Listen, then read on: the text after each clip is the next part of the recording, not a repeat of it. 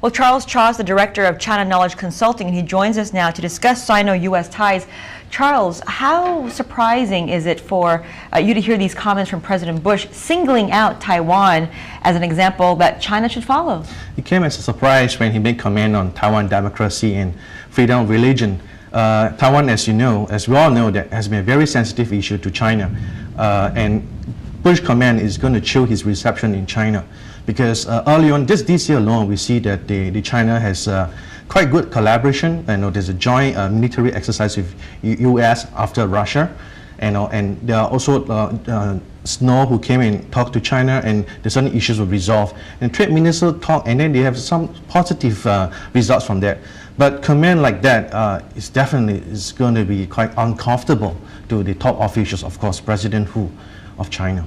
Yeah, coming ahead of his summit with President Hu, these comments from President Bush surely make things a bit more difficult. But at the same time, there are other issues that are of contention between China and the U.S. For example, trade between both countries. It took them a long time to sort out the textile exports issue. You've also got the yuan.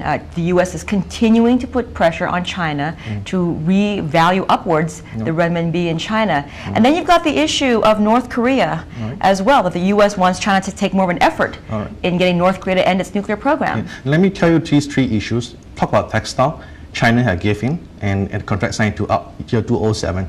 2005, after 15 years of waiting, China has the access to the free market.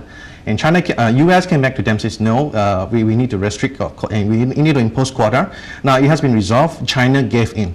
And then look at North Korea. China played a big role.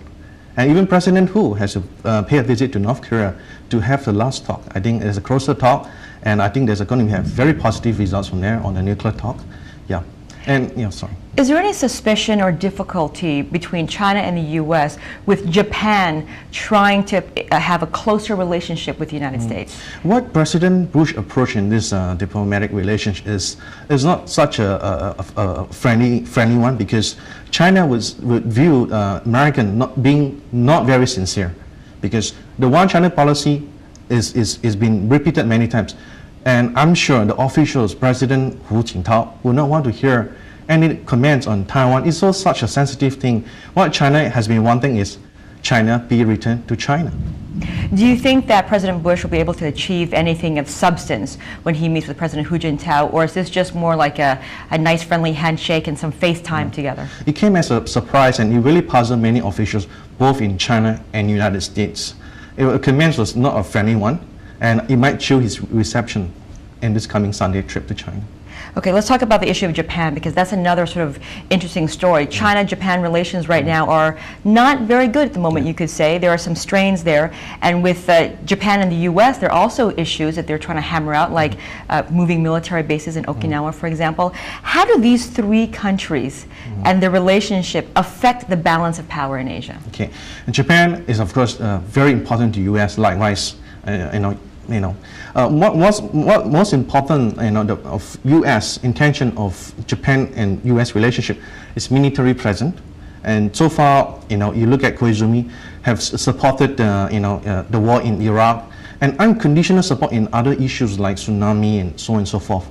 All right, and Japan, you look at the history for 40, 50 years, though they are the strongest economy in Asia, you don't see very close allies of Japan. Look at South Korea. Look at first North Korea, and other parts of Asia. So Japan need a powerful ally like the United States.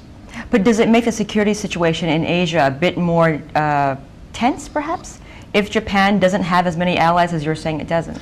I think it's Americans and the Japanese are feel very tense. And look at the recent development of China. Look at the influence and impact they brought to Indochina. Excellent relationship with Vietnam, Cambodia, Myanmar, and then even Southeast Asia. Fantastic relationship with South Korea, even North Korea. And then they're spreading out with Russia, maybe Eastern Europe. I think it is the two countries' insecurity over China influence. From a Chinese perspective then, or from Beijing's perspective, what do they want to see coming out of President Bush and Washington policy?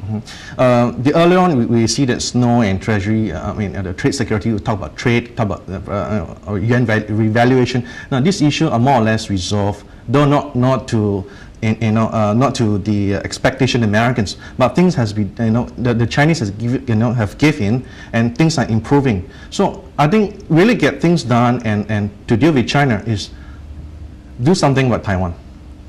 Yeah, that's the main issue. And if Taiwan is returned to China, I think many issues can be resolved. I think that's the style of the Chinese government. If this is compromised, anything can be discussed. Okay, well, thank you for joining us today with your analysis. That was Charles Chaw with China Knowledge Consulting.